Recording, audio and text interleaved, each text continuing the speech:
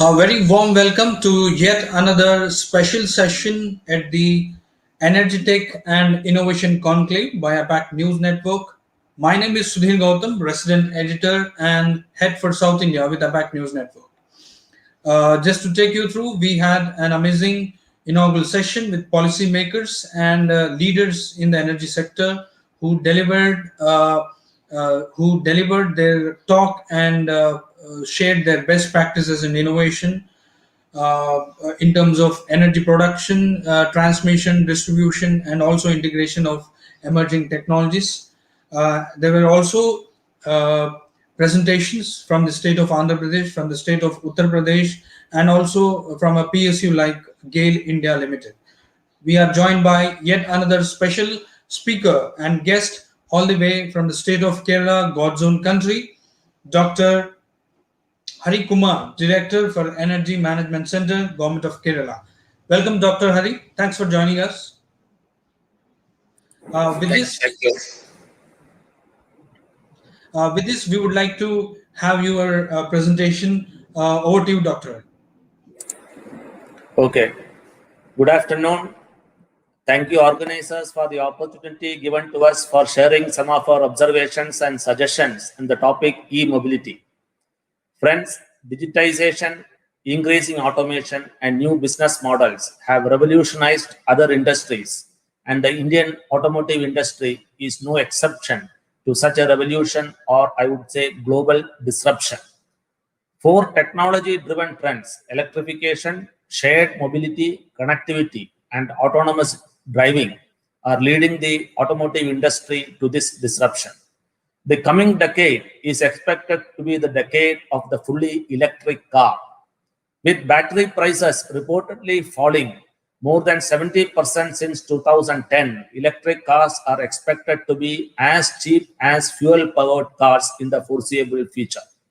These trends will shift markets and revenue pools, change mobility behavior, and build new avenues for competition and cooperation. The real growth ahead lies in services, which are poised to grow by an average of up to 40% per annum globally. The EV industry is on a major upward trajectory, no doubt. For instance, the world's most valuable electric vehicle manufacturer, Tesla, is now all set to launch its cars in India soon. India has started experimenting with e-mobility for public transport, and the country has deployed electric intercity buses across some major cities. In addition, state governments are also playing an active role in the deployment of policies encouraging the usage of electric vehicles. For instance, Kerala aims to put 1 million EVs on the road by 2022 and 6,000 e-buses in public transport by 2025. Telangana aims to have EV sales targets for 2025 to achieve 80% two and three-wheelers, 70% commercial cars, 40% buses, 30% private cars, and all put together 15% electrification of all vehicles. There is no doubt that the EV market in India has gained significant momentum after the implementation of the FAME India scheme.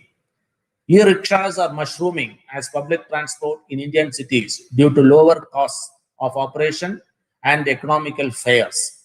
Delhi alone is believed to have almost a lakh e-rickshaws plying its roads, while Kolkata will see an upgrade to e-rickshaws soon. The recent jump in electric sales also point to a rising preference for personal electric vehicles. With all these, the future of e-mobility in India is very bright. Here, I would like to submit three main suggestions based on certain lessons we learned from our earlier strategies or warned of proper strategies. Number one, the personal vehicles in this country had an exponential growth when we shifted our focus from public transport towards personal transport. I would say we ignored public transport to a great extent, and we are paying the price now for the tons and thousands of tons of carbon dioxide emitted to the atmosphere every second from our personal transport sector. Good that we have put great attention to renovate our railways recently, both trains and railway stations. Therefore, when we are taking a strongly urge that the subsidies and incentives are to be limited only to public transport and the following priority segments, focusing on e-mobility as a service. Like, for example, the online platform-based ride hailing, last mile deliveries, employee and customer transport. We need to announce new schemes, including tax incentives for such green service, or I would suggest even exemption of service tax in the initial years, at least to promote the e-mobility as a service. I would suggest waiving toll charges and parking fee by central, state, and local self-government institutions like the municipalities and the corporations. And if we do so, we can create more service providers in these areas, in these green service sectors, and more growth, more job opportunities. At present, to my limited understanding, the Delhi-based Blue Smart is the only all-electric ride-hailing service present in the country. In fact, Energy Management Center, which is the autonomous body under the Department of Power, Government of Kerala, and also the state designated agency of Bureau of Energy Efficiency for implementing the provisions of Energy Conservation Act 2001, we are very much interested to promote such innovative models in Kerala. However, this new e-mobility as service landscape may present some challenges for older adults, persons with disabilities, and low-income individuals. Fortunately, and especially during the COVID times, we all are learning to use many IT and online services, and this should not be a problem, at least in urban areas, where the vehicle population is maximum, the vehicular pollution is at its peak, and parking space is really very, very limited. And we are now witnessing that, given a choice, the millennial and the centennial generations are not very keen in purchasing their own automobiles, and they wish to use several of the technology-enabled mobility options. And even if the government do not come forward in promoting mobility as a service in a big way, I am sure our private sector will bring in necessary innovations and introduce such services. With e-commerce, including grocery and food delivery services on the rise, particularly in the COVID era, there are certain last-mile delivery companies that aim to operate completely on EV fleets in the near future. They have taken it upon themselves to make a change and move towards creating a pollution-free India. Some last-mile delivery companies have actively set up battery swapping stations to decrease the turnaround time. With these battery swapping stations, delivery personnel can swap a drained battery for a fully charged battery in a matter of a few minutes. When I say no subsidies to personal vehicles, probably for a year or two, we need to provide some incentives for the electric two-wheeler category, as these are used mainly by the lesser income groups. In fact, Energy Management Center has signed an MOU with the Convergence Energy Services Limited, the subsidiary of EESL, on the last World Environment Day, June 5th, for providing 10,000 electric two-wheelers in the state. We are in the process of setting up a portal, an electronic marketplace, something like the Amazon and Flipkart, for users to sit in their homes, search for their different models available, opt for their model which they are most interested, opt for the color, even opt for a test drive, and pay the amount online and get the scooter all through online transactions. Then probably we will be able to launch this portal in the next month by mid-August or so. Number two, this is my second suggestion. When we are almost nearing 50% of our target of the National Solar Mission, the target is 1 lakh megawatt, and that is we are nearing the installing. We have almost reached an installation of 40,000 megawatt of solar. Now we are very keen in terms of promoting local manufacturing. Better late than never. Once we decided, yes, it's very glad to see that our local industries are coming forward and ramping up the resources to provide a great fillip to the Make in India campaign. Therefore, in these initial years itself, We need a roadmap for localized manufacturing of EV components and not ad hoc and aspirational announcements. That is my view. Else, we will end up in the same spot like solar panels. We may not be able to manufacture all components now, but some of the main components like motor controllers, etc., can be easily manufactured in India, I believe. Here again, in my opinion, we need to restrict subsidies for private personal vehicles, and the saved resources thus may be used for research aiming towards indigenization. Though government has approved for converting IC engines, internal combustion engines, to electric vehicles, I think we need to provide more promotion and technological assistance to such decentralized local efforts to make them more efficient.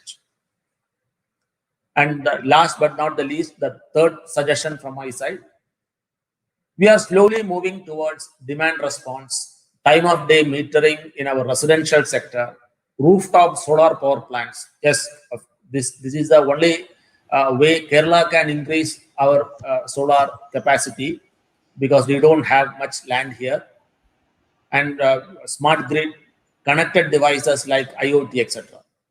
I think we should bring in standards for EV chargers, mandating provision of connectivity, at least for the higher load fast chargers, so that they would be able to participate in the demand response program once the DISCOM launch it, and which will further help in better management of peak power. Now our power situation may be self-sufficient, but with the promotion of electric cooking and electric vehicles, our peak load or peak demand is certainly going to shoot up. Schemes such as incentives to consumers for EV charging during non-peak hours can be modeled commercially to ensure supply-demand balance. I am not discussing here the vehicle-to-grid option, nor the charging using solar power plants, etc., which also are of very significant significance. I think I would stop here. Thank you all for the patient hearing and wish you all the best. Any of you listening this session, or your associates or friends, are into the business of e-mobility as service, like the ride-hailing service I pointed out, please contact us. Please contact Energy Management Center to discuss on how best your innovations can be piloted in this God's own country, and together we can promote EV, electric vehicles. Thank you. Thank you very much. Amazing. Thank you very much, Dr. Hari, for sharing those initiatives. We are glad that the Kerala government is on the forefront, not, not behind of any other state, but is on the forefront in innovation and various practices in launching e-mobility. I just wanted to understand if there are many people who are going or looking forward to buy a vehicle, a four-wheeler or so, but they are not able to find that electric vehicle charging systems and all still. When do you see this is going to be rolled out soon, and that confidence is instilled in the buyers for electric vehicles on ground? So this is for any technology, when it is introduced, we see a little bit of, I will not say teething problem. It is we are in the maturity period. The charging stations are coming up. There is no doubt. In Kerala also, the Kerala State Electricity Board, the ANAR, the CESL, the ESL, all put together, we are trying our level best. And within a few months, you can see more than 300 charging stations across the state. And many private partners are also coming, because the government of India have de-licensed these charging stations that are also coming. And more than that, for these personal two-wheelers and four-wheelers and even auto rickshaws, we can charge it on our homes also. There is no problem. And restaurants are coming in a big way for putting up charging station. But one point I would like to highlight here is that the safety aspect of this charging infrastructure, though it is de-licensed, people dealing with the safety aspect should look into that also. Yeah. Thank you very much, Dr. Hari, for sharing that view. With this, we end this session. Please join us. I would like to call upon the audience to join us for the next session. That would be focusing on setting up solar rooftop on healthcare institution. Thank you very much.